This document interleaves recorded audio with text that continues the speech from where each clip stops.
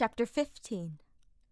Something fell upon his shoulders, a tickling press of warmth that wove behind his neck in a serpentine coil, and flowed down his back and arms, ripping him away from the flimsy veil of sleep his mind had reluctantly drifted into.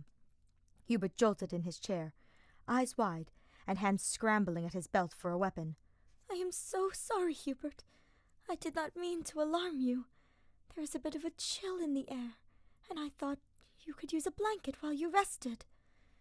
Hubert blinked at the woman's voice, staring straight ahead in a startled gaze as ragged gulps of air rattled his chest.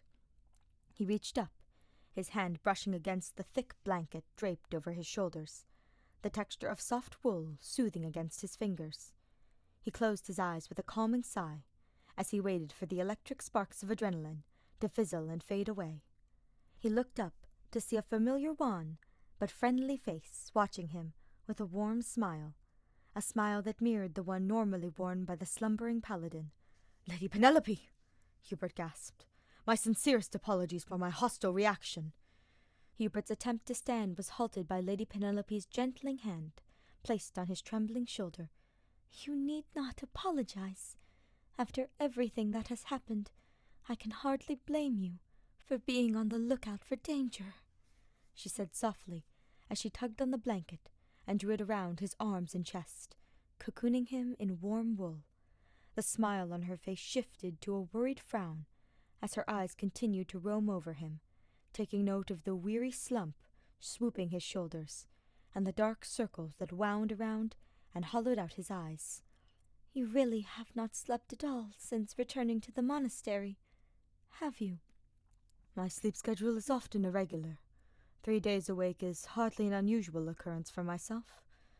I do thank you for your concern, though, Lady Penelope," Hubert hummed, the usual confidence in his words worn down to a frayed rasp, threadbare, like tattered cloth. His coat and the tattered remains of his cape lay draped over a nearby chair, his gloves removed and placed on a nearby table, and his sleeves rolled up to his elbows. The usual acrid scent of healing tonics, vinegar and lye, clung to the air and burned at his nose.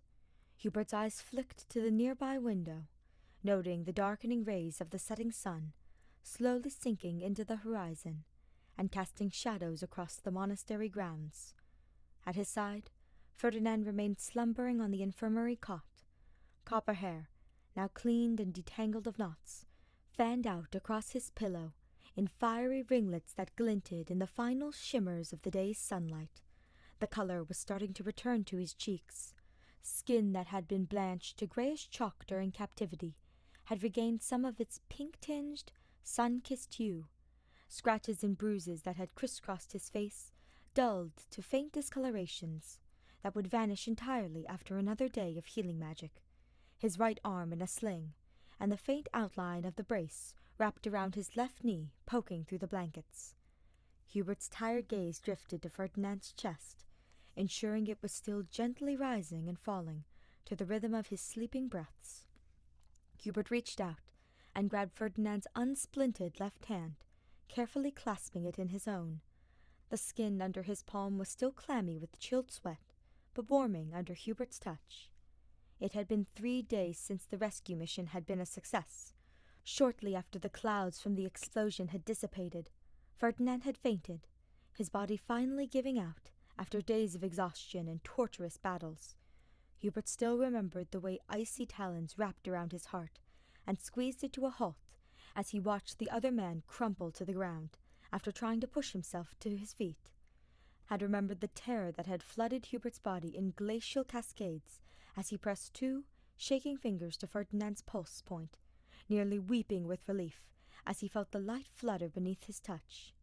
Sylvain had not fared much better, slumping against Felix and Ingrid and drifting off into unconsciousness once assuring everyone was safe.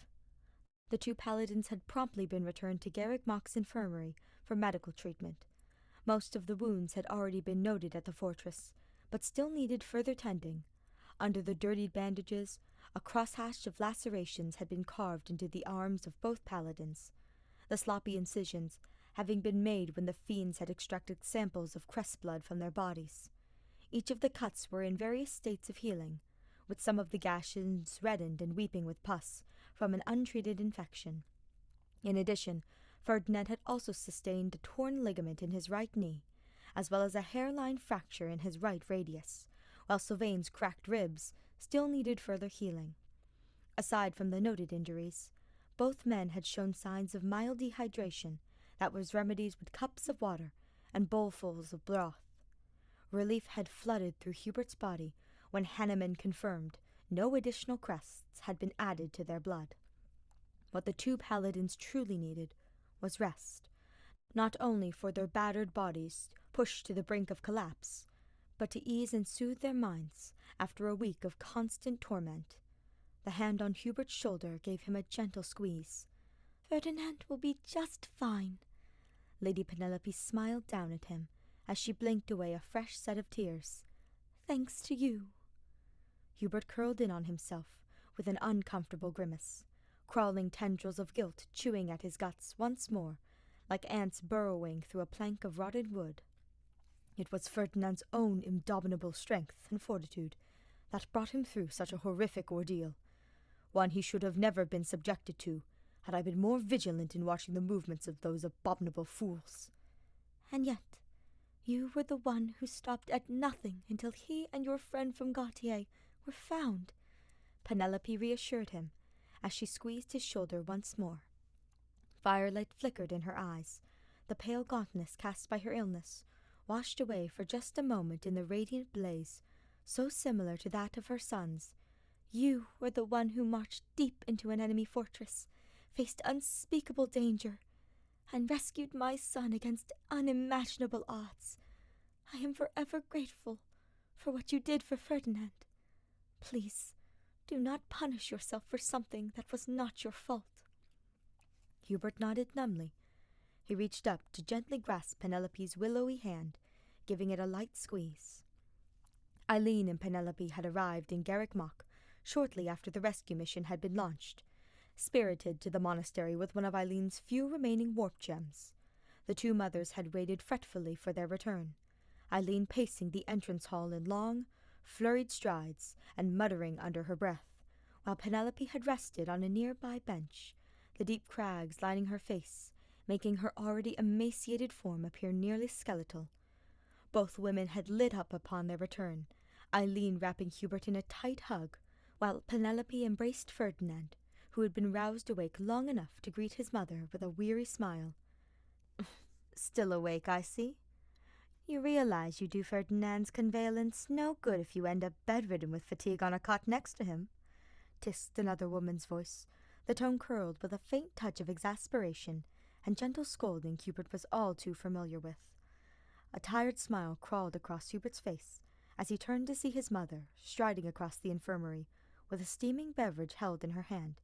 "Here, drink this," she ordered gently, and pressed the warm cup into his hands. Mother, thank you," Hubert stammered with a weary yawn as he rubbed the sticky vestiges of sleep clinging to his eyes like clumps of glue. He accepted the cup with a weak smile and heated the ceramic, leaving a pleasant tingle against his cool palms. Clouds of steam rose from the hot beverage and tickled his nose. A small pout pulled the edges of his mouth into a downward curl when the scent of cinnamon filled his senses instead of the smoky aroma of roast beans. "Not coffee?" he groused. "After you've run yourself ragged for days on end, yet stubbornly refuse to eat? Absolutely not." Eileen clasped her arms and snipped. "I would have brewed chamomile, but I knew you would simply dump the tea into a nearby chamber pot the second my back is turned. I can hardly be blamed for having a dislike for boiled daisies, though by your reprimand, am I to assume this beverage has been dosed with something to lull me into a deep slumber?" Hubert chuckled, his long fingers tapping against the hot porcelain. Eileen rolled her eyes and shook her head with a wry smirk. "You say that as if you don't have the scent, taste, and texture of every herb with sedative qualities carefully catalogued and committed to memory. I learned from the best, did I not?" Hubert smirked back. "I suppose I taught you a little too well," she sighed, with an amused lilt to her tone. "Not that I could have dissuaded you. Even as a young child, Your observation and quick learning skills were quite exceptional, paired with the inquisitive mind of a curious child asking after every herb and plant I tended to. I do not think I could have hidden such knowledge from you, even if I tried. Though, to answer your question, the tea is completely unblemished. Nothing but warm spices will touch your tongue. Mind you, I am certain a light breeze would topple you over in your current state."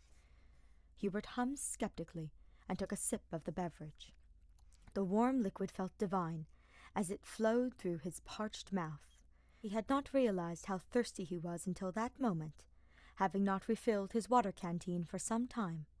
The melody of warm spices danced across his tongue in a comforting wave that brought forth hazy memories of curling up by the fireplace and reading to his siblings during the rare times he was not mired with duties or training.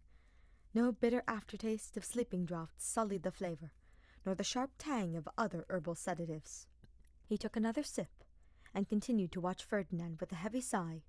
"He will be fine, dearest," Eileen soothed, as she crouched by Hubert's side and took one of his hands in hers. "Your Fargan friend has already been released from the healer's care, and Ferdinand will certainly recover in no time as well." Another hollow hum of acknowledgment thrummed in Hubert's throat at his mother's words. Sylvain had been discharged the day before, with mostly a clean bill of health. The only few lingering injuries were minor, and could be treated without Manuela's assistance. Occasionally, he would stop by to check in on Hubert and Ferdinand, but the Fargus paladin had been spending much of his time since being released from the infirmary, studying for his upcoming Dark Knight exam. Hubert had ensured at least one of his agents was keeping watch over the Fargus paladin at all times. Despite the assurances that the infirmary was closely guarded and protected with magic wards that prevented warping, Hubert had refused to leave Ferdinand's side, certain he would be snatched from Hubert once more if he were to turn away for just a moment. It had taken mere seconds of a single opening for the fiends to steal away his tear-dew companions to begin with. He would not allow such a thing to happen again. "Well, if you insist on not leaving the infirmary, at least consider resting on one of the nearby cots," Eileen sighed. Hubert's gaze drifted to the other cots, lining the otherwise quiet infirmary. The empty beds did look tempting, the lumpy mattresses appearing luxurious and cloud-like, calling to him with a siren's lure. Lethargy had sunk into his bones, every drop of energy drained from his veins, his limbs both hollowed out and impossibly heavy. Even just a quick cat-nap would do wonders. Yet, even the cot just mere feet across from Ferdinand seemed too far away. In Hubert's exhausted state, it would not take much for someone with nefarious intent to slip past him. "I understand," Eileen smiled, her sharp features softening, and warmed as she looked between her son and the sleeping paladin he kept vigil over. "But please, try to get some rest if you can." Not long after, both Eileen and Penelope departed for their assigned guest rooms to rest for the night. Eileen pressed a kiss to Hubert's forehead, as she and Penelope bid him a good night. Time passed, and the golden ray on the horizon were eventually swallowed by ebony and starlight, casting the infirmary in a blanket of shadows. Hubert used a small fire spell to light the bedside candle. An amber glow flooded their corner of the darkened infirmary, bathing Ferdinand's sleeping form in flickering light that shimmered off his curls in flaming cascades. Hubert's eyelids drooped, weighed down by syrupy globs of fatigue, as he settled back into his chair and burrowed into the warm blanket. A gentle sigh heaved his chest as the tension bled from his muscles, and the comforting embrace of wool calmed his breathing into a tranquil cadence. He leaned forward, his arms braced against the side of Ferdinand's bed, and rested his face against the crook of his own elbow, entranced by the flickering candle flame before him. Just as the fog of sleep was about to overtake the dimming threads of Hubert's awareness, a soft caress threaded through his tangled curls. Once again, Hubert jolted in his chair. He sprung to his feet with a defensive hiss, as one of his hands pawed at his belt for a weapon. "Hubert!" Ferdinand chuckled, and firmly grasped the arm that was reaching for a dagger, his calloused thumb rubbing soothing circles across Hubert's bare forearm. "I did not mean to startle you so badly. I did not wake you, did I?"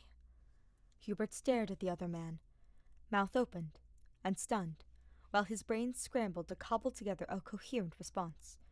Ferdinand looked at him with amber eyes that were puffy and hallowed with shadowy circles, but still sparkled with delight as he looked up at Hubert with an amused grin. No, not at all," Hubert sputtered, his mind still dazed with the reality that Ferdinand was awake and well, and by his side. Electric sparks danced across his skin from where Ferdinand continued to hold his arm. Hubert swallowed heavily as he regarded the other man. "My mind had drifted for a moment. I should be the one to apologize for my lapse in awareness. Such a dutiful protector, rescuing me from the clutches of such heinous villains, facing off against giant beasts, and even keeping watch as I rest. And you say you are not one for chivalry. I shall have to reward my brave champion for risking so much to keep me safe." Ferdinand smiled as his hand slid down to hold on to Hubert's, and drew the mage's hand to his mouth, and pressed a kiss to the magic-scarred knuckles, the paladin batting his eyelashes in a way that made Hubert's heart skip a beat. Guilt chewed at Hubert's innards once more as Ferdinand continued to watch him with reverent adoration. His eyes flicked away from Ferdinand's enamored gaze to the swath of blankets draped over the holy night. It was the least I could do, seeing as it was my own negligence in monitoring those repulsive fiends that led to your capture in the first place. Not to mention, my sluggish speed in piecing together their whereabouts prolonged your captivity and caused you further suffering." Hubert grimaced, his eyes still downcast. The glowing smile wilted. The light that had been blooming across Ferdinand's face dimmed. He released Hubert's hand and reached up to cup the mage's face, carefully tilting the mage's gaze up to look Ferdinand in the eye. "You do not truly believe that, do you?" Ferdinand frowned. Hubert's gaze flicked to the side, still unable to meet the other man's earnest expression. "Tracking the movements of those who slither in the dark are my direct responsibility. I knew retribution would be likely after foiling their plans in Baramas, yet I failed to anticipate their next move. As a result, 2 of my most trusted companions were taken, and that is without taking into account the incident that had occurred right before you were kidnapped." Hubert cringed as memories flashed through his mind of the fake kidnapping and Ferdinand's heartbroken expression at believing to be the center of a cruel prank. "All 3 of us were in a state of vulnerability that made us perfect targets for an ambush, something that would not have happened if I had just—" "Hubert," Ferdinand stated firmly. The concerned furrow in his brow shifted to one of sternness. "There is no way you could have predicted that myself and Sylvain would have been captured in such a manner. I know you, Hubert, and I know you would have devoted every resource available to monitoring what those fiends were up to. You said it yourself. They are duplicitous beyond measure. That they were able to enact such a scheme is not a discredit to your abilities. They could have launched that ambush at any time, perhaps even in a moment when you were not present, and may not have even known we were taken until days later. Those villains are to blame for what happened, not you." Ferdinand leaned close, nuzzling the tip of his nose against Hubert's cheek. "And I know that you stopped at nothing until the 2 of us were found and rescued." He spoke softly as he pressed a kiss to the corner of Hubert's mouth. Hubert leaned into Ferdinand's touch, the paladin's lips and fingers glowing coals of warmth against his skin. Yet Hubert's stomach continued to churn with unease, a constantly rotating millstone that sloshed around in his guts. "Is that all that is troubling you, love?" Ferdinand pulled back and frowned as the glumness failed to lift from Hubert's face. "Ferdinand," Hubert ventured hesitantly, swallowing past the lump of sand in his throat, "about the fake kidnapping, and, I suppose, everything that has happened these past months. I must—" Ferdinand raised a finger to Hubert's lips, silencing the mage instantly. Hubert blinked at the other man, swallowing heavily, as the calloused digits slid away from his lips and swept up over the knife-edged curve of his cheekbone, and gently stroked the sharp ridge. "Hubert, you need not worry. Sylvain explained everything." Ferdinand caressed Hubert's cheek and smiled. "About the arrangement between the 2 of you, your efforts at courting me. I must admit, I am rather flattered that you went to such great lengths to win my affections, even if some of those attempts were a tad questionable. I really do apologize for those unfortunate incidents. Hubert shrank in his seat and pointedly ignored the heat boiling across his face. Courting is evidently not my strong suit. I suppose it should be unsurprising, seeing as the need to do so did not arise until just these past months. You have never struck me as one who shies away from voicing what is truly going on in their mind. Ferdinand frowned. Why not just speak plainly to me of how you felt? Surely one as observant as yourself must have realized I have harbored feelings for you for quite some time. Hubert grimaced at the question. His eyes shifted to the dark fabric of his trousers, the cloth suddenly itchy against his legs, as his bare hands clawed at the material. A heavy sigh drooped his shoulders. Although I certainly spotted the signs of infatuation echoed in your words and actions, there is a difference between observation of one's behavior and truly believing it to be a reflection of what lies within one's own heart. Hubert's gaze flicked up and met Ferdinand's eyes. He reached over and cupped Ferdinand's face in his own hand, carefully drawing the other man close. You are one of the most courageous, talented, kind-hearted, and dare I say, handsome people in all of Fodland. You could have had your choice of any suitor from across the continent to court, and they would be so lucky to have you as a lover. I did not think it possible that you would consider one such as I worthy of your affections. A bubble of melodious laughter sang past Ferdinand's lips. Hubert flinched at the sound. Beautiful, like nearly everything about the man, but the subject of Ferdinand's laughter sent a cold dagger through Hubert's stomach. But before Hubert could curl in on himself, the hand cupping his face tilted his head up and pulled him close, as Ferdinand held him with the delicacy of a porcelain ornament. I do not mean to sound insulting, my love, but for one of the most intelligent people in all of Adrestia, you truly are quite dense at times. Ferdinand beamed.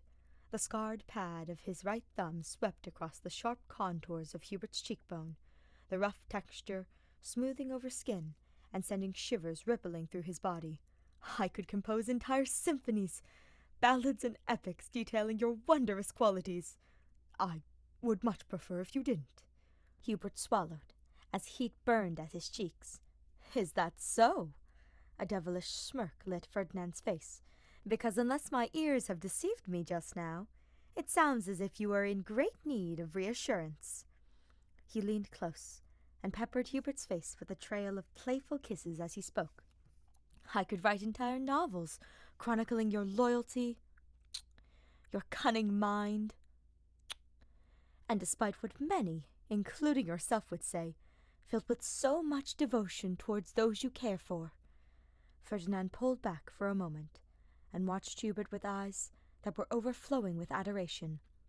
I know you view yourself as a tool, a carefully honed weapon to be wielded against the Empire's deadliest forces, but you are so much more than that. I have seen firsthand the monumental lengths you go to ensure that those dearest to you are well cared for and protected. You are one of the most selfless people I have ever met, and you deserve to be showered with every ounce of love and devotion that you pour into others. Ferdinand placed a third kiss on Hubert's lips, lingering as he pulled the mage closer. A noise that sounded embarrassingly similar to a kitten's mewl warbled past Hubert's occupied lips. In any other circumstance, Hubert would have been mortified to hear such a sound come from his own throat.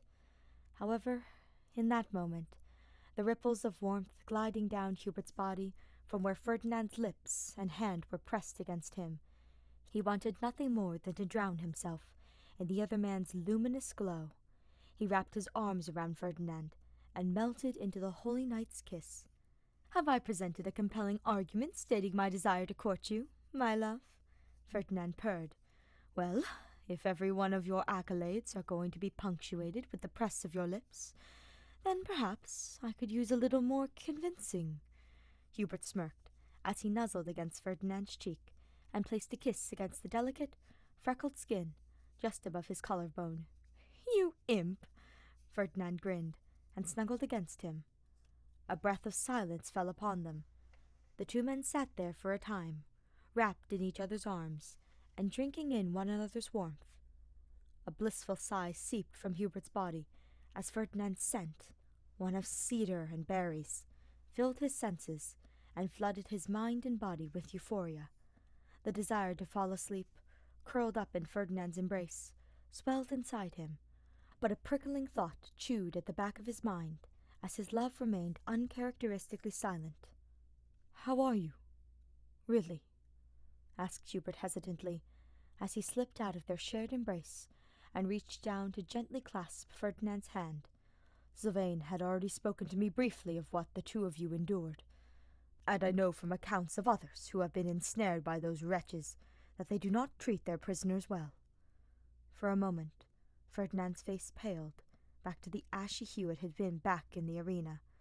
A tremor rolled across his limbs, encasing the holy knight in shivers that had nothing to do with the slight chill in the air. Amber eyes stared through Hubert with a haunted sheen, watching events that only Ferdinand could see.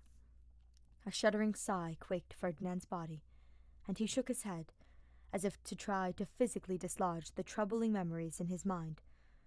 "I will not pretend that the memories of the ordeal do not still linger, nor feign certainty that they will quickly dissipate," Ferdinand admitted quietly, his head hung, and a curtain of fiery curls pouring over his face, and hiding him from sight. "What happened was unpleasant. I would not wish it upon anyone. They collected samples of our blood with crude instruments, and forced us to fight horrific beasts until we collapsed. I am certain they were testing the abilities hidden within our crests." Ferdinand's fingers clawed at the blankets.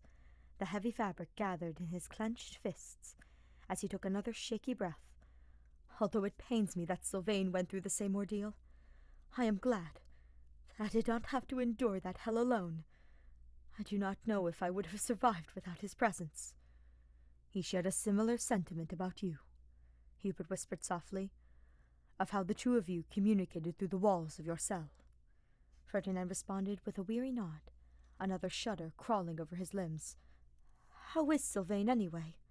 Ferdinand lifted his head and asked. "I did not have much opportunity to speak with him when we were rescued. I believe he is uneasy with small spaces. I cannot imagine a week in a dark cell has done his discomfort any good." Hubert grimaced, remembering the frenzied state Sylvain had been in when he had first unlocked the Fargan's cell. He had heard rumors of Sylvain's claustrophobia, the fear sparked by an incident in his childhood, but it was not until encountering the man in the fortress cell that Hubert had seen the effects of such fear firsthand. The paladin's terrified reaction further exacerbated by the torment that had been inflicted on him during captivity. "He is recovering, just as you are," Hubert said with a small smile. "Ingrid and Felix have been helping with his convalescence, and he has been spending nearly every second of spare time preparing for the Dark Knight examination." "It gladdens me to hear that," Ferdinand smiled. "He spoke quite extensively of how you helped him develop his magical abilities. Thanks to your tutelage, he has the makings to become an excellent Dark Knight. Did I not say from the start that you would be a remarkable magic instructor?" A light chuckle accompanied Ferdinand's teasing words.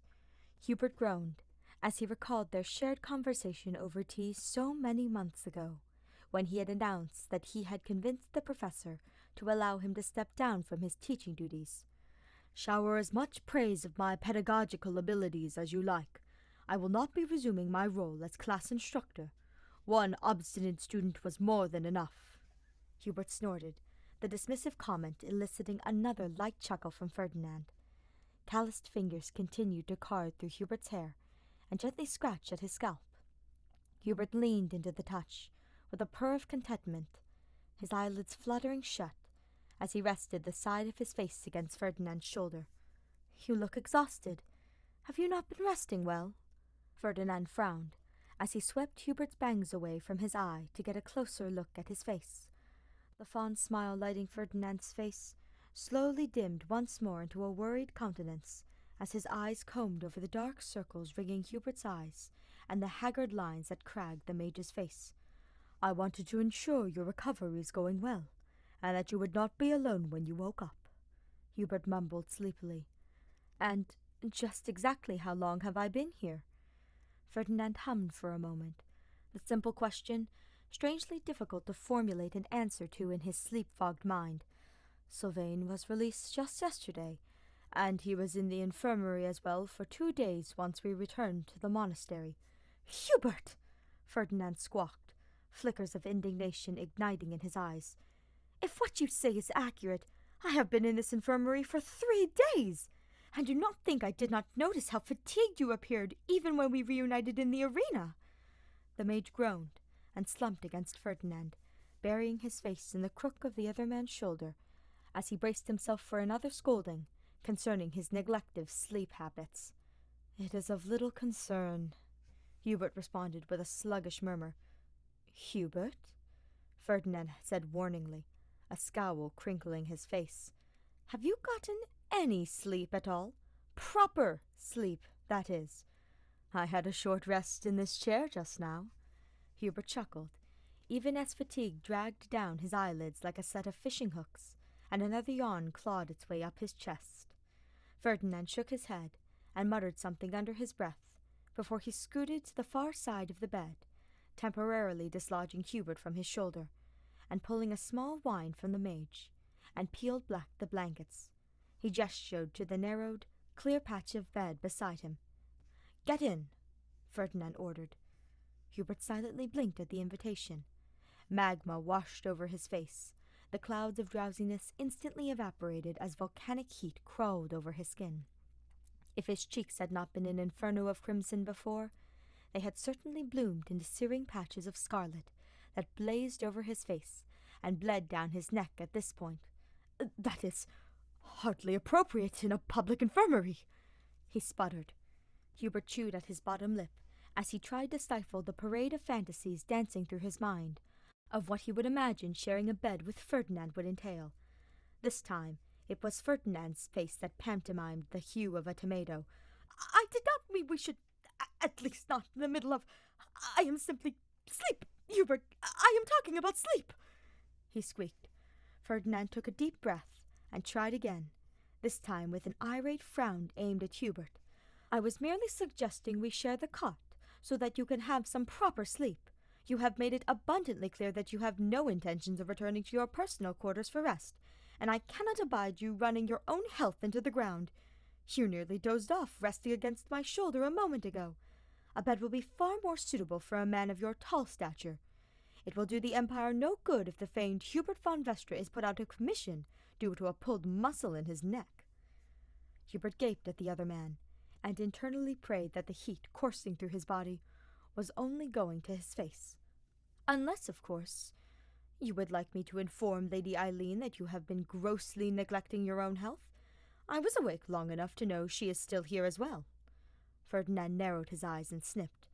My mother, and yours, walking in at any time is precisely the reason that this is a foolhardy idea, Hubert hissed back.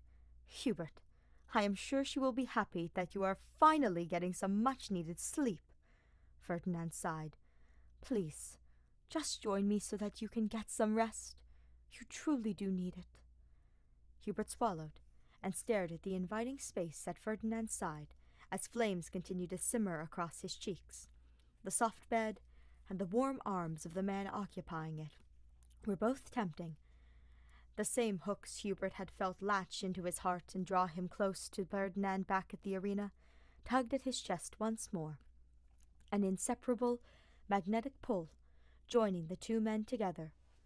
After a moment of hesitation, Hubert finally nodded with a heavy sigh. He removed his boots and slipped under the covers alongside Ferdinand. It took a few moments of wriggling and shuffling to find a comfortable position. The infirmary cots were not intended to hold more than one occupant at a time. They were a tangle of limbs, Hubert's long, bony legs and sharp elbows poking at Ferdinand and causing him to grunt with discomfort, all the while trying to navigate Ferdinand's splinted arm and the brace wrapped around his right knee. But eventually they managed to slot themselves together, like long-lost puzzle pieces. Hubert laid his head upon Ferdinand's chest, luxuriating in the pulse of his lover's heartbeat thrumming against his ear. Proof Ferdinand was still alive. warm and held in the mage's embrace. Ferdinand wrapped his good arm around Hubert's shoulder, drawing the mage close, and tucking Hubert's head under his chin. "Get some sleep, my love." Ferdinand smiled against Hubert's curls, and pressed a soft kiss to the top of his head. "Let me watch over you now." Hubert tried to respond, but the words came out as a groggy mumble, every muscle and nerve in his body uncoiled and relaxed, soothed by the gentle heat radiating from Ferdinand's body. Hubert melted against its warmth, like a reptile basking in the sun's rays. Ferdinand continued to thread his fingers through Hubert's hair and caress his brow with nimble, scarred digits. The soft, hypnotic beat of Ferdinand's heart against his ear, more calming than any lullaby. Hubert's eyelids grew heavy, and his frantic thoughts eased in a soft cloud of somnolent tranquility. Wrapped in Ferdinand's loving embrace, it was not long before Hubert drifted off into a deep sleep.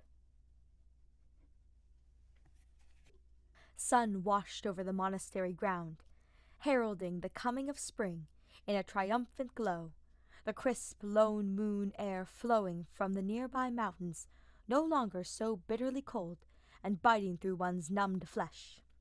Instead, now a soft caress of wind, tempered with the finest wisps of warmth and carrying the earthy scent of fresh wildflowers.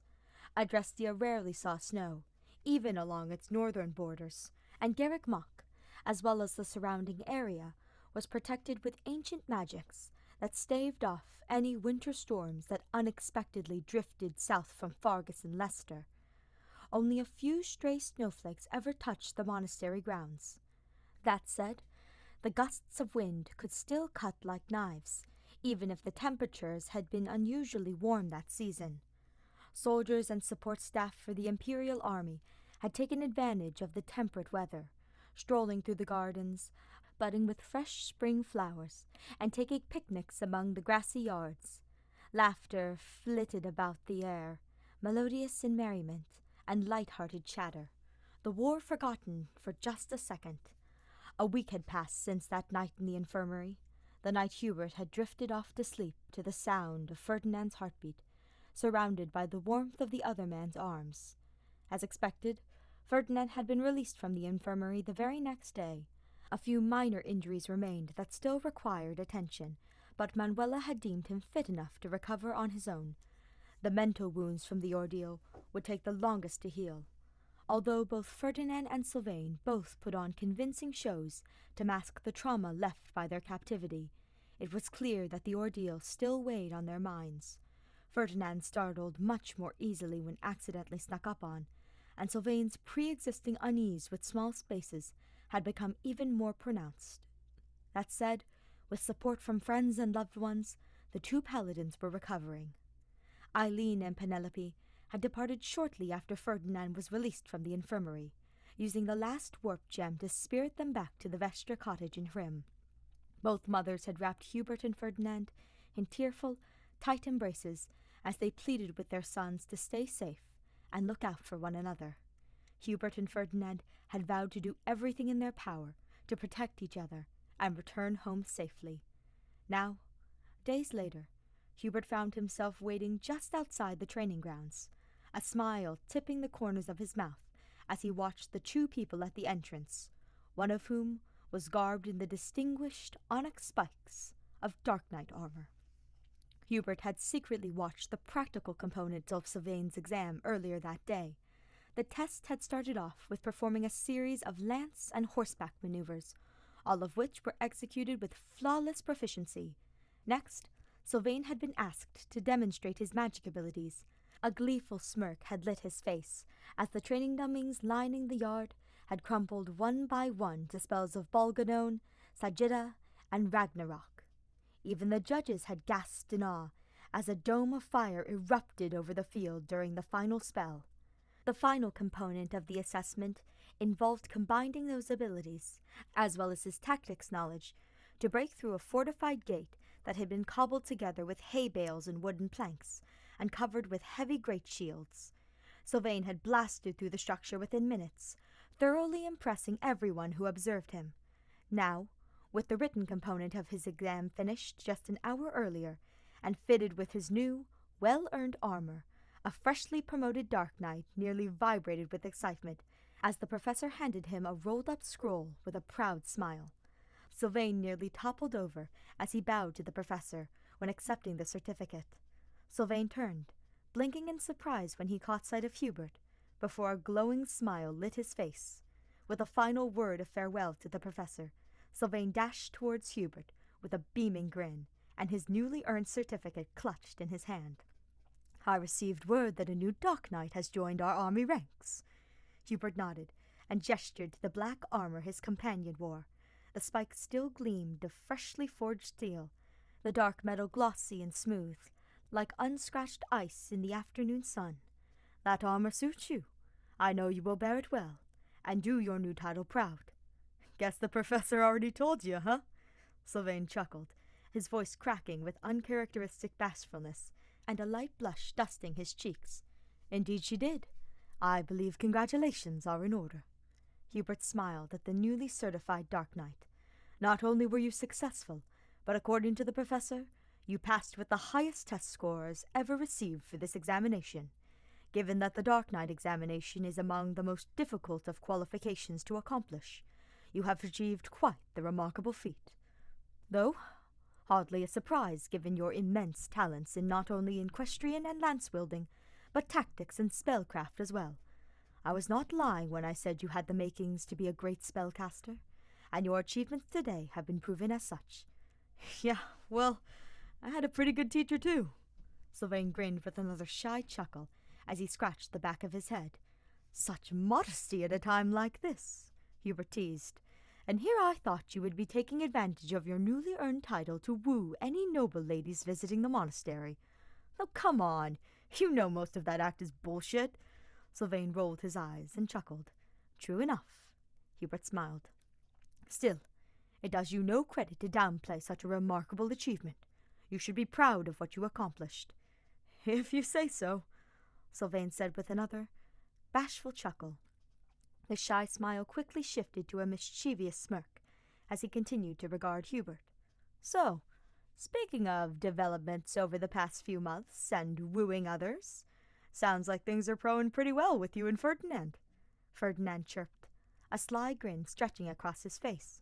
"Heard the two of you got pretty cozy up in the infirmary not too long ago, and bar Shadow snuggled and sharing a bed with Adrestia's golden boy right out in public, where anyone could walk in on the two of you.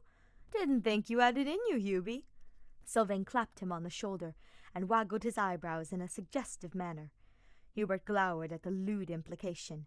Treasured friend or not, the urge to set Gautier's waggling eyebrows on fire did spring up for a moment.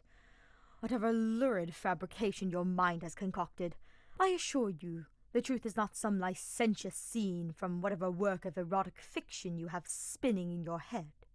Hubert crossed his arms and growled. "Ferdinand noted my lack of sleep, and insisted I share the bed with him to rest. That is all." "Right. Resting. That's what we're calling it now. Dare I ask who provided this particular detail of my irregular sleeping arrangement?" Hubert groaned. "I'd like to say a little birdie told me, but I think she prefers to fly around on a wyvern." Sylvain smirked. Hubert buried his face in the palm of his hand and groaned, knowing exactly who Sylvain was speaking of. "Matilda," he grumbled. Much to Hubert's chagrin, Matilda and Theodore had elected to remain with the Imperial Army. Apparently Matilda had been using her time in the Imperial Army to pass on any scrap of gossip she could sink her claws into. Walking into the infirmary and stumbling upon her older brother, fast asleep, curled up on a cot with Ferdinand, evidently qualified as vital intel that needed to be delivered to their compatriots. I suppose I should not be surprised. My sister did always have a talent for blackmail and feeding rumor mills. I must say, I applaud your restraint for waiting an entire week before needling me about this particular detail concerning my personal affairs." Hubert sighed, a small smile tugging at the corners of his mouth. "Thought it would be safer to wait until after the exam before I potentially piss you off. Though, speaking of Ferdinand..." The cheer drained from Sylvain's face. His complexion paled, and his mouth turned down into a sad frown. "I really am sorry about that whole fake kidnapping mess, and pretty much every other dumb idea I came up with during this whole help you think of ways to woo Ferdinand arrangement. Guess I messed up pretty bad there, huh? I will admit that your suggestions have been unconventional, and at times unquestionably foolhardy. But," Hubert hastily added, as he watched Sylvain flinch and cast his gaze to the ground, "your efforts to help were heartfelt and genuine. You took into account Ferdinand's interests, as well as my own well-being when formulating your plans, even if they did not unfold quite the way any of us intended. Truthfully, without your assistance, I may have never worked up the courage to share my feelings with Ferdinand. Any desires of a romantic relationship would have remained tightly sealed away in my certainty that my affections would not be reciprocated. I also thank you for speaking with Ferdinand and clearing the proverbial air over what had transpired just before your capture. Had it not been for your words, my reunion with Ferdinand in the arena may have unfolded quite differently." "It's the least I could do after that monumental fuck-up back at the wolves' hideout," Sylvain fidgeted, scratching at his arms and keeping his gaze directed to the ground. "Look, I didn't want you guys to split because I screwed up. You need not castigate yourself over the matter. Although I reacted poorly at the time, I recognize now that your heart was in the right place. As I said back at the fortress, and that day in the canyon, beyond expectation, you have become a treasured friend over these past months." Hubert smiled and placed a hand on Sylvain's armored shoulder. "There are few I would trust with my back, and fighting at my side as I would you. We have made a formidable team, and I am truly honored to consider you among my dearest companions." Sylvain's downcast eyes flicked back up, meeting Hubert's gaze with a small smile as he blinked away the beads of moisture gathering on his eyelashes. "Shit, Hubie, you're gonna make me tear up." Sylvain sniffled with a light chuckle. He beamed at the mage and stretched his arms wide. "Come on, bring it in." "You are absolutely ridiculous," Hubert said with a faint sigh as he chuckled and shook his head. Sylvain pouted at the comment, his outstretched arms wilting a touch. "Oh, I get it," he huffed. "I only get a hug when I'm half-crazed and teetering on death's doorstep." Before Sylvain could grouse further, Hubert stepped forward and wrapped his arms around the new Dark Knight, carefully trying to avoid the many spikes jutting from his armor, as if precariously to maneuver his limbs around a porcupine, and pulled him into a tight hug. An amused huff of laughter rumbled in Sylvain's chest as he eagerly returned the embrace. "See? Was that so difficult?" he teased. "If you are going to turn every embrace I offer into a spectacle, then yes, I can wholeheartedly agree that hugging you is a most difficult affair." Hubert chuckled with a wry smirk. "Hey!" Sylvain choked out with faint offense, before nearly doubling over with laughter. Eventually, the two separated, fond smiles on both their faces. "You know, Hubert," Sylvain began, the nefarious smirk crawling across his face, the same scheming grin Hubert had grown to fear over the past months. "Now that I'm officially a Dark Knight, it may take some time for us to come up with a new arrangement." "Sylvain," Hubert grimaced, as he felt the color start to drain from his already pale face. "Ferdinand and I have talked through our shared feelings, and are openly in the midst of a romantic relationship. I assure you that any courting schemes that you may have mulling about in your brain are far from necessary." "Oh, I'm not talking about your romantic life. I'm talking about Dark Knight training. For you," Sylvain beamed, nudging Hubert in the ribs with his elbow. Hubert wriggled away, wincing slightly when one of the spikes jutting from the armor poked at his side. "What nonsense are you speaking of now?" he sighed. The telltale prickle of a headache poked at his temples. "You, a Dark Knight?" Sylvain beamed, as if repeating the words with added enthusiasm would answer Hubert's question. "And why would I ever consider becoming a Dark Knight?" Hubert frowned. "My abilities are carefully honed and best suited for my current position as one of the Imperial Dark Bishops. Redirecting my skill sets towards a class I have little familiarity with would only hinder my magic talents." "Oh, come on! That lance attack you did where you swept the tidal wave of ice spikes at the giant demonic beast back in the arena? I've trained and sparred with lance users my whole life, and not many of them can pull that off. I think you've got some real potential with a lancer spear. Sylvain cheered, giddy and vibrating with enthusiasm. Although I can see the merits of developing my skills with auxiliary weapon, especially should I fall into another situation where I find my magic reserves depleted. I do not believe that warrants the extensive training needed to certify into a new combat designation, let alone one that requires working extensively with those lumbering, hay-eating, flea-ridden beasts. Hubert scowled. Do you remember that I can barely navigate a horse when traversing a simple trail, let alone attempt to control one of those blasted creatures in the heat of battle? You're courting one of the best equestrians in all of Fodland, Hubert. Sylvain beamed.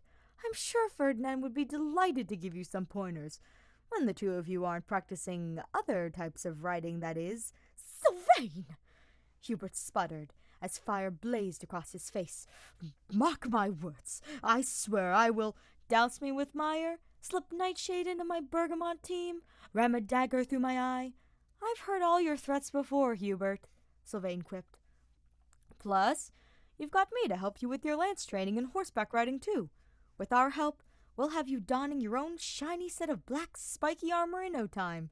Plus, if you have your own horse for combat, you can now keep up with Ferdinand on the battlefield without feeling like you're having an asthma attack. Imagine it. Sylvain draped an arm over Hubert's shoulder and drew the mage close. Sylvain and Hubert, Dark Knight duo, out to rain a maelstrom of hellfire and dark spikes upon any asshole stupid enough to try and get in our way. It's perfect. Quite the fantastical image you have spun, Hubert hummed with amusement. So you wish to instruct me on the ways of lance work and equestrianism to fulfill this preposterous plan of yours? What's so preposterous about it? I'd make a great combat instructor. And in return, you can teach me how to cast dark spikes like you promised. Sylvain nearly squealed with delight. Your memory must be addled. I promised no such thing, Hubert glowered. Yes, you did. Back in the canyon, remember? I asked you to teach me dark spikes, and you specifically said, perhaps it can be a project for another time. A direct promise was hardly included in my statement. Oh, come on! You were just praising me on how great a spellcaster I am, Sylvain pouted. Please, Hubert. Just think about it, okay? The urge to immediately dismiss Sylvain's absurd plan rested on the tip of Hubert's tongue, but the images Sylvain had painted in his mind halted his words. The idea of riding into combat alongside Ferdinand and Sylvain ignited a warm spark in his chest. Fighting shoulder to shoulder with the two paladins, instead of lingering at a distance and launching magic attacks from afar, although dividing his attention between casting, riding, and wielding a lance would somewhat hinder his spellcraft, the Dark Knight training did synergize well with dark magic. Hubert would still be able to make great use of his spells, perhaps even utilize them in new ways to complement his other skills, and forge new gambits. Furthermore, with the added mobility a horse would provide, he would be better able to aid Lady Edelgard and anyone else who required his assistance. And, if Hubert were being truly honest, the aesthetics of the Dark Knight armor were to his tastes. I will give it some thought, Hubert smiled. Sounds like another yes, Sylvain cheered, as the heavy arm looped over Hubert's shoulders and dragged the mage in for a sideways hug. Come on! Ingrid and Felix said they'd have a victory party for me thrown if I managed to pass this test. Let's go celebrate! Hubert strode through the hallways, his newly mended cape fluttering behind him, and his footsteps echoing across the stone flooring as he made his way to the Cardinal's room to meet with Lady Edelgard. It was the day after Sylvain had successfully completed the Dark Knight exam, and the evening of revelry that followed. Ferdinand, Ingrid, Felix, as well as Hubert's siblings, had already been waiting in the tavern for he and Sylvain's arrival. Lady Edelgard and the professor had joined them for a time as well, before departing with their arms linked with one another and beaming smiles on their faces. The festivities had carried on well into the night, with plenty of joyous laughter, shared stories, and flowing tankards of ale. At one point, Sylvain procured a lute, Hubert was still unsure of where Sylvain had commandeered the instrument from, and cajoled everyone into a chorus of folk songs from both Adrestia and Fargus. Ferdinand in particular had taken to a ballad originating for Baramas, serenading the melody with theatrical aplomb, and, much to Hubert's embarrassment, had pulled the mage into a dance as he sung while the rest of their companions clapped with delight. Hubert hissed, as a particular bright ray of sunlight flashed through the hallway windows and burned at his retinas. He threw up a hand to shield his face from the scalding glow. A small headache still pulsed across Hubert's brow, and the 2 cups of coffee he had guzzled shortly after waking up did little to quench his thirst. He had debated going to the mess hall for breakfast, but the idea of consuming anything made his stomach cartwheel in a manner that felt as if his guts were rolling down a steep slope. Gritting his teeth, Hubert juggled with a bundle of scrolls tucked under his arm, and uncorked a vial of tonic that apparently Manuela swore by. He downed the contents with a single gulp, grimacing at the unpleasant crash of salt and citrus on his tongue. Hubert stuffed the empty vial into his pocket and strode down the final hallway and knocked at the door of the cardinal room. A muffled "Come in" sounded from Edelgard on the other side. Hubert opened the door, and immediately froze at the sight before him. Standing alongside Lady Edelgard, and leaning over the array of maps and battle plans, was none other than Thallas himself. The wretch loomed over the table, like a malevolent spectre, still wearing Arendel's flayed skin like a macabre cloak. His dark gaze flicked to Hubert as the mage entered the room, flashing a mangled attempt at what was supposed to be a pleasant smile. The tension of facial muscles and the pull of his mouth were not quite right, like a decrepit puppet decaying and falling apart at the seams from overuse. "Ah, Hubert, here at last," Thallas greeted him, every word coated in the usual sour tang of mingled smugness and cloying, overstated pleasantry. The very sound of it set Hubert's hair on end, the uncanny rawness of the thing before him triggering every instinct within Hubert, and shrieked at him to prepare an attack. Edelgard's eyes flicked to him, her face pinched with strangled neutrality. She made no word or gesture, pleading for Hubert to remain civil, but the mage could see the sentiment shining desperately in her eyes nonetheless. "Lord Arundel, what an unexpected surprise. I apologize for my tardiness. There were some matters that needed tending to this morning." Hubert responded with a polite bow of his head. His words were calm, a carefully calculated level of coolness, but internally he seethed.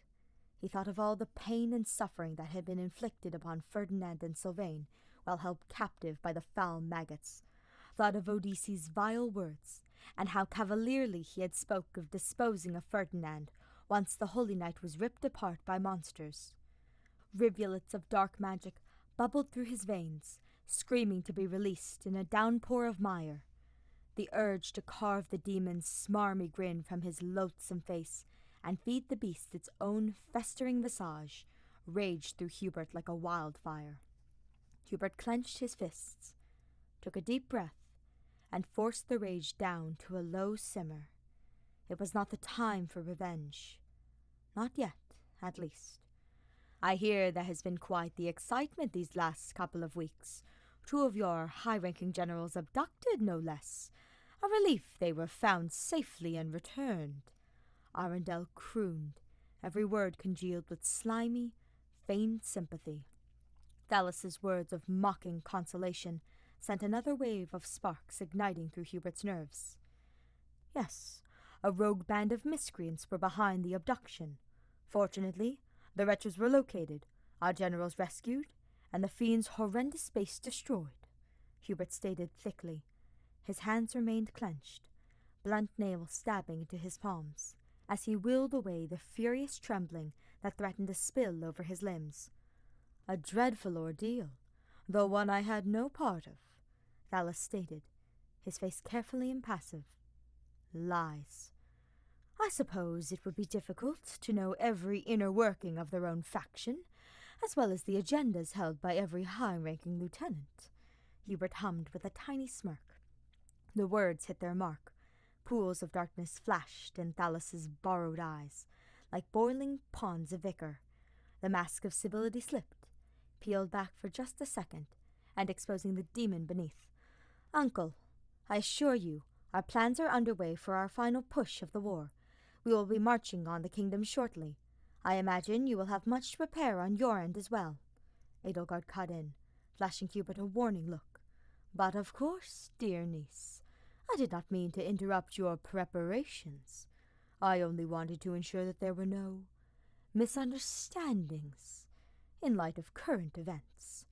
The wretch smiled, the ill-fitting mask forced back in place. "I bid you farewell. Best of luck in your campaign against the kingdom."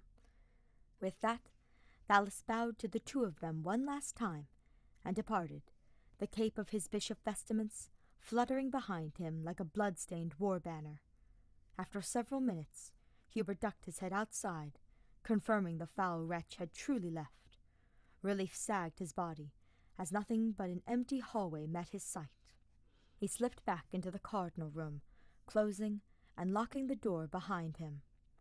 Lady Edelgard stood bent over the table, her head bowed and face pinched with bleak weariness. She pinched the bridge of her nose and let out a heavy sigh. "Your Majesty?" Hubert frowned as he set down the pile of scrolls and moved to her side. "We can't continue like this, Hubert, bending to their every whim, keeping our friends and allies in the dark, all while these monsters continue to perform the most heinous of experiments just barely out of sight. I won't allow it." Edelgard gritted her teeth as her fists clenched and pressed against the swaths of parchment blanketing the table. "Soon, our war with the Church will come to an end, and we will no longer run the risk of fighting the battle on two fronts." Hubert placed a hand over Edelgard's clenched fist and squeezed. "And when that day arrives, House Vestra will pour every one of its resources into eradicating these loathsome abominations. There will be no hole nor dark corner they will be able to hide in. Every one of those repugnant maggots will be wiped from existence. That I promise you." "It's not enough," Edelgard hissed, fury flashing in her eyes, as her gaze flipped back to Hubert.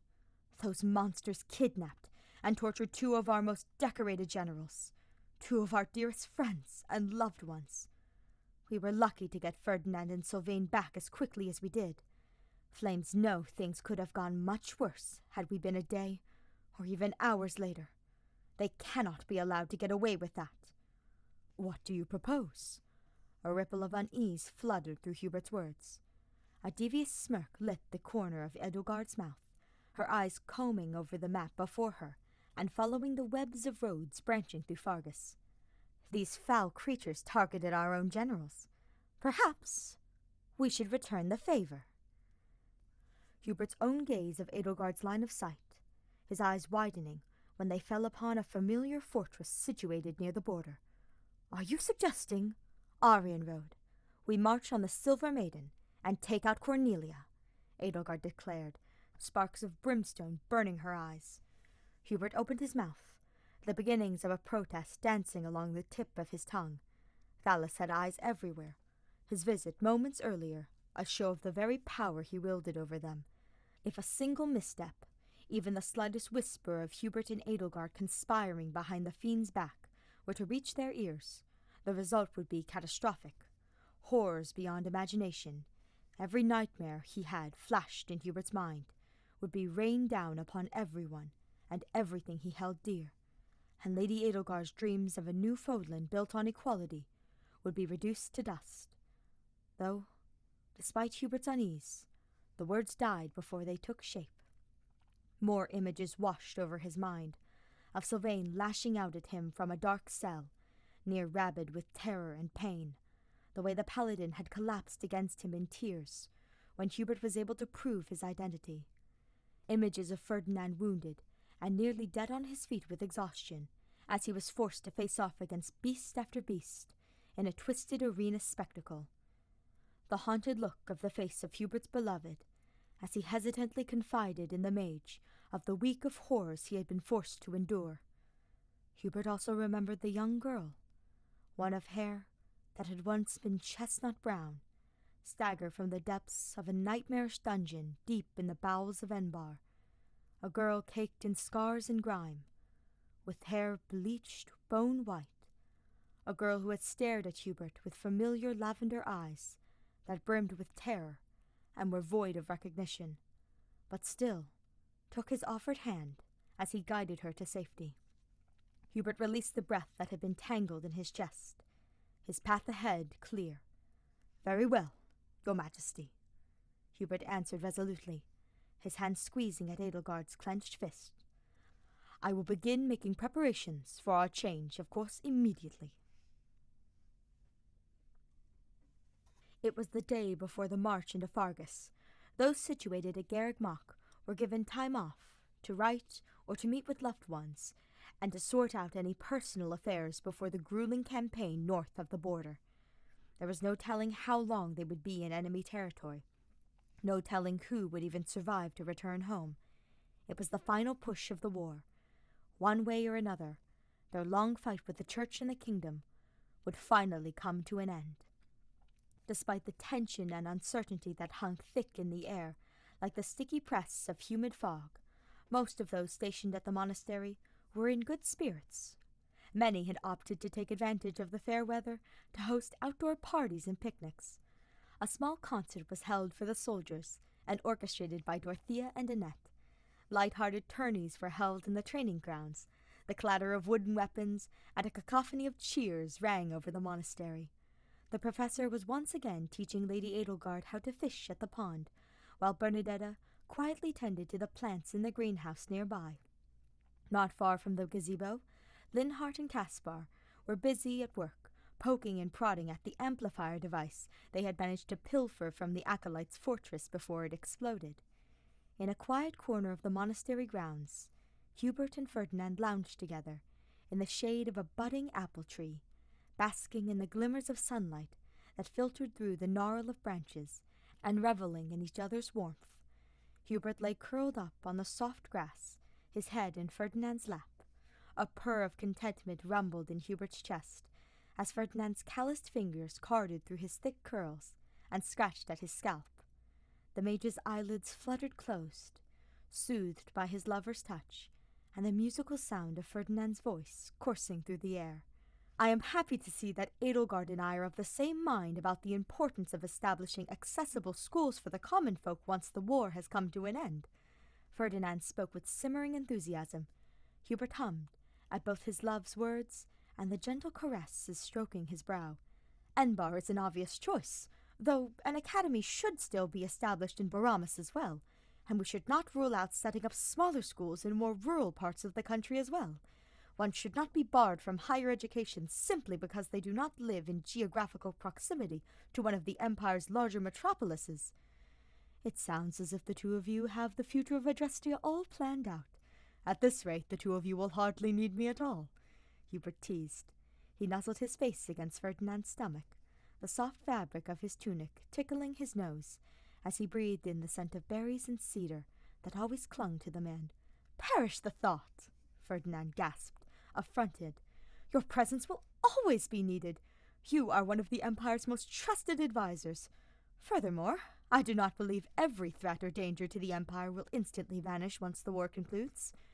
Well, given the nature of my primary duties, I do hope, for the sake of Adrestia and all those within it, that my list of tasks does eventually become slightly less mountainous."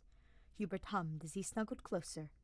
He reached up and drew a teasing hand down Ferdinand's chest and over his stomach, savoring the way the strong muscles clenched under his feathery touch and the shivers rippling over Ferdinand's skin. The laces at the top of Ferdinand's tunic had been left undone, revealing a tantalizing V of exposed, sun-kissed skin to Hubert's hungry eyes. Hubert drew a scarred finger along the muscled cleft, teasing the soft, copper chest hairs that poked through the opening. Ferdinand gasped as Hubert sat up and pressed a kiss to the inviting, freckled skin just below his clavicle. "I am certain you will have time to rest as well once the war is over," Ferdinand chuckled, his breath hitching as Hubert's lips continued to latch onto the patch of exposed skin. "Though, truthfully, I cannot picture you being satisfied with merely the duties of the minister of the imperial household to attend to, spending your days planning balls and galas for the Empire." An amused hum accompanied Ferdinand's last couple words. Hubert snorted at the comment. "Void help me if my life descends into spending every waking second catering to the needs of a flock of pompous, nattering fools, whose only concern is whether the food arrangements match the room decor." Hubert grumbled, leaning his face against Ferdinand's chest and blinking up at the other man. "I will still have plenty to keep me occupied that will not result in me sparking a diplomatic incident when I inevitably poison whichever vainglorious peacock of a noble steps on my last nerve." "Heaven forbid! I would pity anyone who dare even suggest you devote your life to such a vocation. I can imagine true things that would be truly torturous for you. Though, on the subject, what are your plans for after the war, love?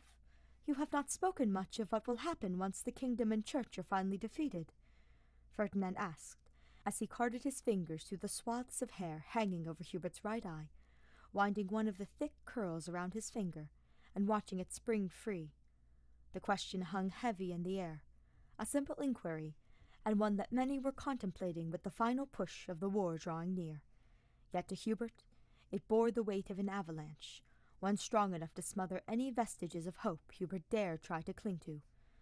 "There will be some matters I must attend to once the war has concluded," Hubert sighed, the previous joy fluttering through his body, turning muted and grim.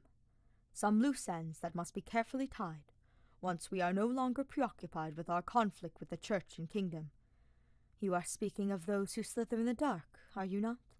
That shadowy faction of dark mages, like the ones who kidnapped me." Ferdinand trailed off with a wary grimace as his fingers continued to thread their way through Hubert's hair. Hubert sighed and quietly nodded. He did not want to think about Thalys and the others in that moment. For once in his life, he just wanted a moment of peace. To lay there and enjoy the moment, bask in Ferdinand's warmth, and pretend for just a second that no other war loomed on the immediate horizon, one that Hubert would have to fight alone and in the shadows.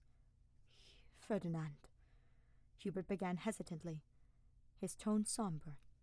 He pulled himself up into a seated position and regarded Ferdinand with a heavy sigh.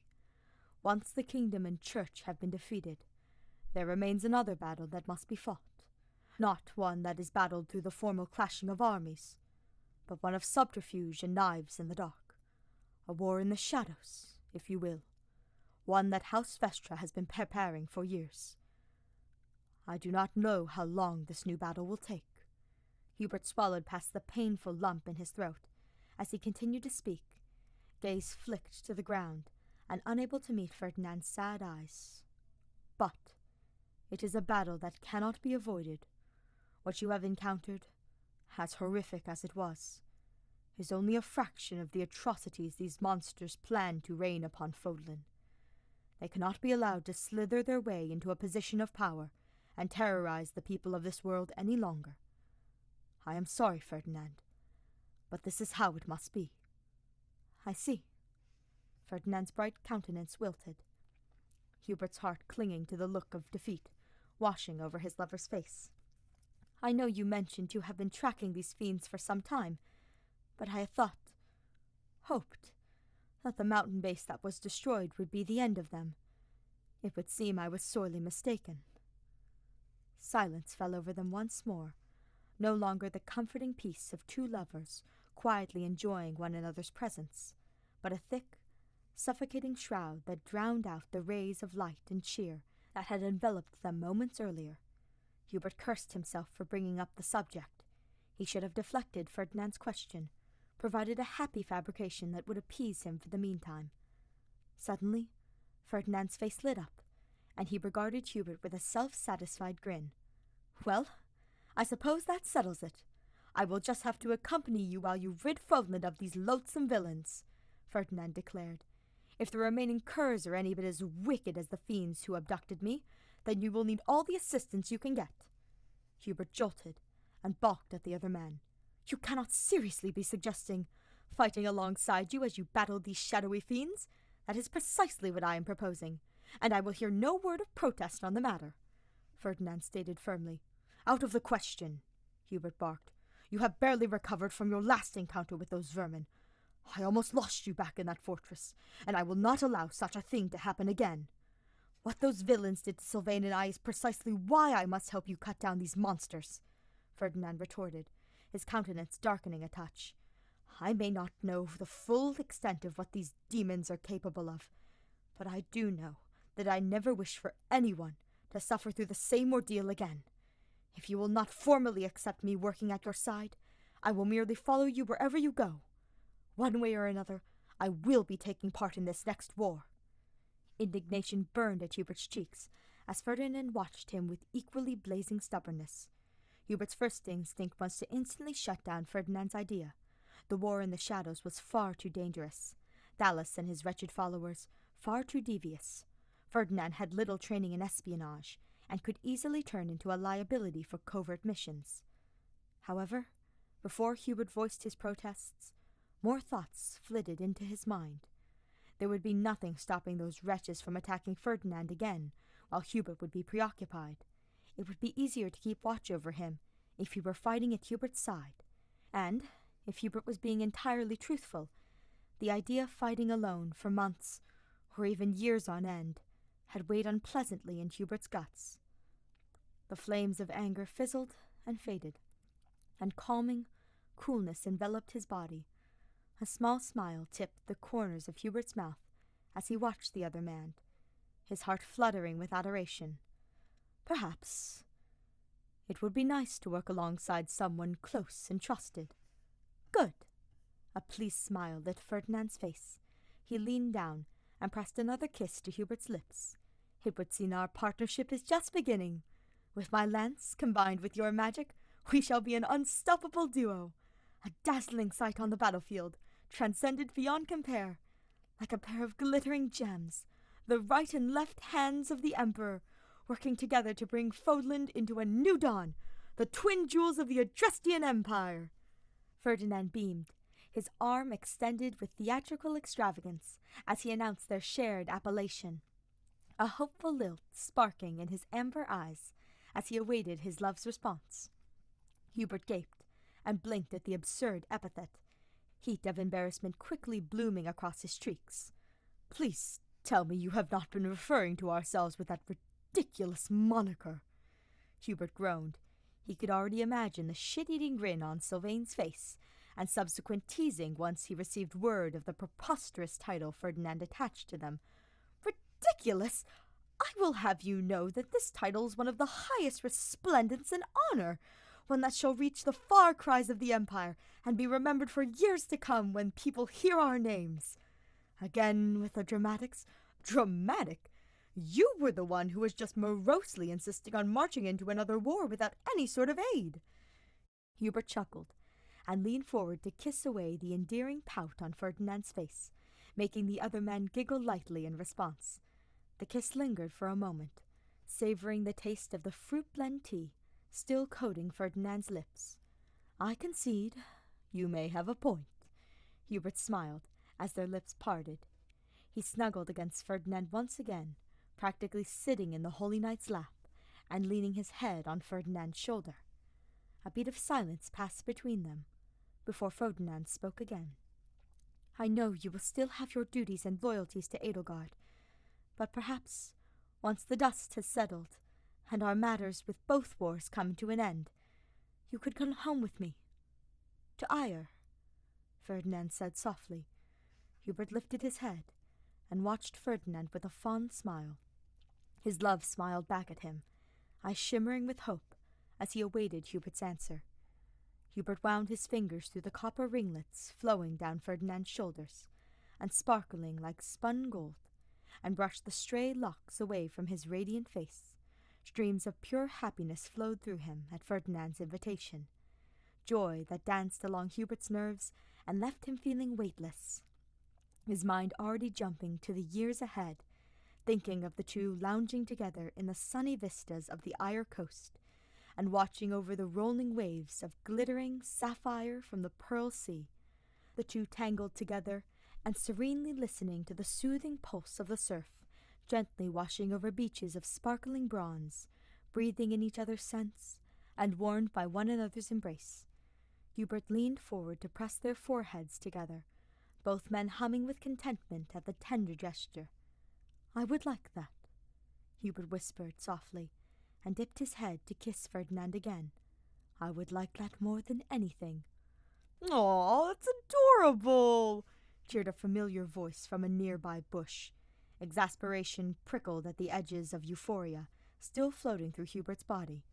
Hubert sighed, and leaned over to pick up a rock, and whipped it at the bushes that hid the intruding voice. A loud yelp sounded, and Sylvain leapt from his hiding spot. Twigs and stray leaves clung to his crimson curls and the front of his tunic. He brushed away the scraps of foliage with a pout.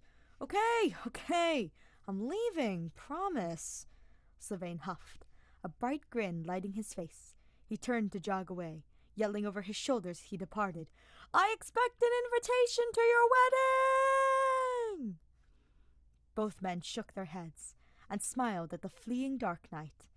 Ferdinand nuzzled the side of Hubert's face, the two men leaning in together for another kiss. Much uncertainty lay ahead.